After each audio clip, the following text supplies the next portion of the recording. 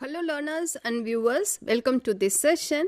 In this session, we discuss various case narratives of farmers' suicide in India specifically. Let us discuss about around 10 cases. When we read about these cases and when we discuss about these cases, we could able to understand that if there is any suicide, farm suicide in particular families, mostly the women, they are the they face lots of difficulties and it is difficult for the women to cope up the situation. Let us read few case narratives, then we could able to understand what are the policy measures the government needs to take to address the this farm suicide. And not only when we talk about the farm suicides, mostly the society focus only on male members. It is not about we need to infer realities from farm suicide and its effect on women. That is very important, as well as we need to analyze the existing case studies from a women's perspective and how these suicides affected women in various ways. And we need to develop empathy towards farm suicide and their families. When we talk about farmer suicides, the large proportion of women have been excluded from social space. There is a very less and less discuss about how the women getting affected in these families. As research report titled, I quote, "Surviving Stigma, Housing and Land Rights of Farm Widows of Vidarbha," I unquote. This report has published in 2017 confirms the humiliation and exclusions of farm widows from their in-laws as well as from the society that we need to understand. Whether in terms of leading a dignified life or exercising their right to share the property of their spouse, women's rights have been violated and her struggle for entitlements seem to be never-ending process. In this lecture, we will be learning the acute vulnerabilities and challenges confronted by widows, mothers and daughters of the farmers who have committed suicide. What are the learning objectives? That I have already explained. We have to infer the realities of farm suicide and its effects on women, as well as we need to analyze the existing farm suicides from the gender perspective, that is women's perspective. First case narrative is that this is the case of Lakshmi Devi. I quote, "I will not sit idle." That is the Lakshmi Devi, 31-year-old farm widow from Danduvaripalli village in Anantapur district of Andhra Pradesh, lost her husband in 2015. Having taken 4 acres of land for lease, her husband opted for paddy cultivation. With the deficit rain and drought for about 6 consecutive years, he was saddled with high interest loans and ended his life in the paddy field itself. Eventually, Lakshmi Devi, being a mother of 4, struggled to eke out of living. Despite living with uncertainty, she has been denied equitable right to inherit her husband's share of land. That is the first issues the women face. After any suicide in that particular family, most of the time the women, they are denied their right to inherit their husband's share of the land. Mostly the parents-in-law pay no heed to her request to inherit as they feel insecure. Once the wife gets all the husband's land, they may lose their rights. They may she may dump them at their old age. That is what their fear. So most of the time they are not recognizing, and the women, they face lots of difficulties with their children. For example, in the year 2020, at the national consultation held in New Delhi on the status of the women farmers in farm suicide families, Lakshmi Devi said that if the monsoons fails during the current year, I quote, "I might opt for green leafy vegetables, and when nothing turns up, I will take up agriculture labor jobs, but will not sit idle. I unquote. This is what Lakshmi Devi said in the national consultation held in New Delhi on status of women farmers in farm suicide families. Like when we talk about the case narratives too, this is the Joshna. I quote, I want to help other widows. Even though she is also widow, she realized that like her, there are many widows due to the various issues in the farmer's family. So she wants to help them also. As per Joshna's case study in Vidarbha, Maharashtra, Joshna Vandal, we call it JW, became a widow at the age of 24, and soon after the suicide of her husband, her parents-in-laws chucked her out of their house along with her two kids. With huge debt and back-to-back drought, her husband had to sell everything in the household to pay the creditors, including cooking vessels. So she lost everything. Like when look at the Joshna's cases, in the legal procedure, like she determined to, like first she has to like prove that her husband is died due to the various issues in the agricultural activities. That she has to prove. For that, she has run around various government offices, as well as once she proves, after she proving her husband's death is due to the issues related to agricultural activities, then only she is eligible for compensation. If she is not able to prove, she cannot take any compensation from the government. That is the first issues when it comes to farmers' suicide in a particular family. Like for example, with regard to Joshna's issues, like what keeps her going? Even though she lost everything, she has so much of struggle in her life. In her own words, she is saying that what keeps her going is her aspiration to educate her children as well as her daughter to get married. On the social front, she wants to give back to the society. Even though she has suffered, she lost everything, still she wants to give back to the society. Especially she wants to give back to the deprived widows. She asserts, I quote, I also want to help other widows like me because the world is cruel to us. No one respects a woman whose husband has died. I unquote. Next case study, we could able to see that in a small village in Warangal district, Perumalla Vinoda grew paddy in a half acre of land along with her husband. As the income incurred from the produce was inadequate to run the family, PV's husband planned to lease an acre of land, hence borrowed money from the local moneylender. Unexpectedly, due to the poor harvest, low rainfall and sudden crash in agricultural prices, forced him to end his life.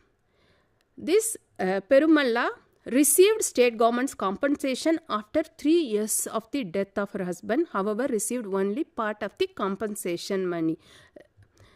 We could able to infer how much struggle the women in this farm family they are undergoing. With a small amount of compensation, she managed to repay loans. Nevertheless, her debt is rupees 1,50,000 still persisted. By growing paddy, Perumalla felt that it would be inadequate to clear the debts. In fact, her 25-year-old son, who works as a daily wage laborer, was unable to settle his father's dues as his meager earnings was sufficient enough only to meet their daily expenses. Because of her existing debt, PV found herself in deep despair. So even if she is ready to pay, but like due to the lack of existing opportunities, she is not able to do that. Like so far we have seen 3 case narratives. When we look at the case narratives 4, this is the case of Devan Gajanan Shinde. She says that I quote, how would I educate my children? Even though she's faced so much of difficulties in her life, still her life goes on. She's getting motivated to educate her children. A 35-year-old farmer ended his life leaving behind his aged mother, wife, son and daughter. Why he ended his life? Because he is not able to pay his outstanding dues of 2 lakhs, and that's why he took an extreme step. Adding to the fury, the rains damaged his soybean crop that was sown in 3 acres of land. If you look at the cases of Devan Gajanam Shinde, like because of the outstanding dues, she finds her future as dark as gloomy. As she says that, I quote, with such a heavy loan, where do I go with these kids? She is not able to move out of that particular village because she has to repay the entire loan. Then only she could able to move out. Even if she move out of her village, it is difficult to find a job, and it's difficult to take care of their children also. How would I repay the entire loan? How would I educate my children? How much would I really be able to manage by working as a laborer? These are some of the questions when we documented this case study she was raising. But none of us have answered to her question. It is only if the government could able to take a meaningful policy decision, then only we could able to address her questions. When we look at the case narrative of 5, this is the case of Meenu Singh. In Meenu Singh's word, I quote, my son has to go to school no matter what, I unquote. Because she wants to send her son to the school, that makes her life keep going. The life of Meenu Singh, who hails from Materi village in Muzaffarnagar district in Uttar Pradesh, has completely shattered into pieces on January 2017. Her husband, a sugarcane farmer, unable to meet the increasing debts, shot himself to death. Her life is so miserable. If you look at her case studies, minutes before the death, what was even more nerve-wracking was Meenu Singh her husband killed his 2 adolescent daughters. On the fateful day, her farm husband tried to fire at Meenu Singh as well.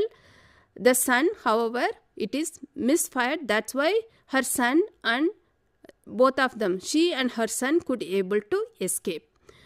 Grief-struck Meenu Singh says that, I quote, he could have spared my daughters, but he killed them too, I unquote. The sugar mills were obliged to pay rupees 1,10,000 to the deceased farmer, but they deliberately delayed the payment. Consequently, the deceased got trapped into debt with an overall 36% interest per annum, which led to the fateful day. If you look at the case narrative of 6, like Omna Ravi, she says that, I quote, how can we survive with this kind of price fluctuations? Her significant question is that even though they are part of the existing agricultural activities, the existing price fluctuations may not, even if they grow crops, they may not get the good price for their crops. Omna Ravi lives with her daughter-in-law and 5-year-old grandson in a village near Marihiri town of Idukki district. She struggles to eke out a living after the suicide of her farm son. Her 37-year-old farmer son used to cultivate banana and pepper in 0.7 acre land. The deceased did not even share the details of his debts to his family members, which stood about 2,50,000. Like for example, even the son borrowed money from the money lenders from outside, not from the existing institutions. So far we have studied 6 case studies. In this case study, one could able to see that these farmers, they lack institutional access. When we talk about the institutional access, they may not be able to get farm loans from the public sector banks or government institutions. So for most of the farming activities, they may depend on like private lenders with high interest rate. When the crop fails due to various reasons, most of the time these farmers, they may not be able to repay the loan. If they are not able to repay the loan consequently for 2-3 years, then their interest also will get accumulated when they could not able to pay the interest, along with money, the interest rate also get accumulated and they may not be able to repay. And most of the time the money lenders, they give so much of pressure on these farmers. Without these farmers may not be able to sustain with this pressure, they may end their life. With regard to this, she stated that her son had taken loan about 13 lakhs from the Kerala State Financial Enterprises. In addition, her son, he borrowed money from private money lenders as well. Like, even though this farmer has taken loan from the state institutions, along with the state institutions loan, he borrowed loan from the private money lenders. Since the deceased did not own a land, he had to mortgage the land that belonged to his sister-in-law. Thus, this deceased could not pay back the dues, and our claims that when banana trees were cultivated, the cost of 1 kilogram of banana was ₹50. However, at the time of sale, when he about to sell his harvested banana, the price suddenly fell to ₹8 per kilogram. Our reports that the situation is similar when it comes to pepper or other farm produce. Thus, like even most of the time, these farmers, they may not be able to meet their whatever the amount they have invested in cultivating the particular crops. After harvesting, when they sell it, even they may not be able to get back their own money. That's why they may not be able to repay the loans they borrowed from both public institutions as well as private money lenders. Further, she questions us to, she says that how can we survive with this kind of price fluctuation? That is the main question most of the farmers are asking. If there is a continuous fluctuations, they may not be able to get the right price for their commodities. Like when we look at the case narrative of 7, like Vaijayanti Mala, I quote, she says that we face all kinds of discrimination and atrocities, I unquote. This is the words, this is the sentence she says when we documented this case study. Vaijayanti Mala lives in a small village called the Overcheri in Tiruvarur districts of Tamil Nadu. In 2017, due to swelling debts, her husband hung himself in the farmland.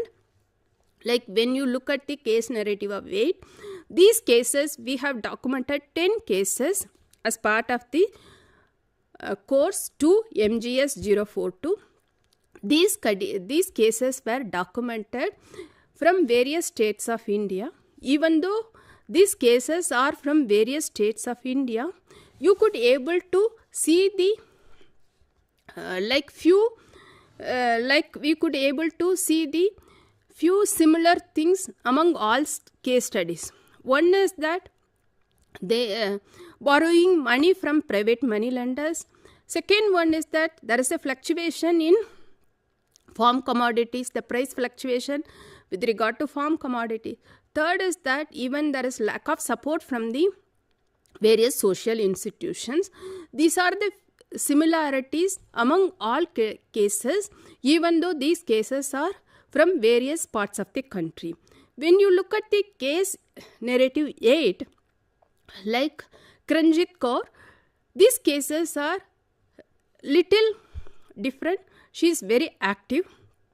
From her words, I quote, "They are trying to bury us. They did not know that we are seeds," I unquote. This is the words from the Kranjit Kaur. For Kranjit Kaur, life has changed forever when her farm father committed suicide in the year 2016. She belongs to Junior village in Bathinda district of Punjab. This disease left them with a loan amount of rupees 8 lakhs. To supplement the family, Kranjit Kaur began tailoring. She also stated that more than her family and friends, she could gather strength by interacting with the families of farm suicides. To illustrate, she travelled extensively across 80 villages that were worst hit by the farm suicides. When you look at the case narratives of 9, in the name of Virpal Kaur, I quote, "I have lost a lot in life. What is one election?" For Virpal Kaur, who hails from Ralla village in Mansar district of Punjab, life has been filled with tragedies, with 3 farmer suicides in her family at different phases of her life. In 1995, when she was grade 6, her father, who could not meet his outstanding dues, committed suicide. The last case study is about the Vaishali. In the Vaishali's, like she says that, I quote, "It doesn't matter even if I lose, but I think I should fight," I unquote. This Vaishali, who hails from a small village in Yavatmal district of Maharashtra, became a farm widow in the year 2011. Owing to outstanding dues, her husband committed suicide, leaving behind his wife, 1.5-year-old son, and a newborn daughter. Vaishali grieves that he left us just like that without even thinking about me and our children. As I have stated, that if you look at all these case studies, we could able to see certain similarities and certain differences. Major similarities are that even though these families, they hails from various parts of the country, still we could able to note down certain similarities. That is that even that in-laws, parents in-laws, they may not support. After husband's death, they have to fight back to get their land. They have to fight to access and control over husband's land. Even if they don't have access to the husband's land, but they are forced to repay all the debts that is left behind by the husband. And these women, even they faced so much of these difficulties due to the farming, still with that some hope, they are continuing the farm activities. So we have come across around 10 case narratives, each depicting multiple vulnerabilities and hardships of farm families. Although, as I have stated that these cases are from different parts of the country, the geographical setting of these case narratives, we could able to see that is different from one another. There are various states this case study was documented. Then you could have noticed that the common issues of negligence, exclusion, violation of human rights continue to haunt the farm suicide families. Like as we have discussed in this lecture, some of the farm families have partially overcome their outstanding dues by means of alternative livelihoods, but most of the families, they continue to do farming activities even though they faced lots of hardships in their lives. Learners, all these case studies in detail we have explained in the unit 23 in the course MGS 042. If you read all these case narratives, we could able to understand the crisis faced by the agricultural sector in India, this needs to be, like looking at these case studies, these issues needs to be addressed by the government and various institutions and agencies to make the women as an active participant of agricultural sectors. Thank you so much for listening this lecture. We will again meet in some other lecture to discuss more about the women in agriculture. Thank you.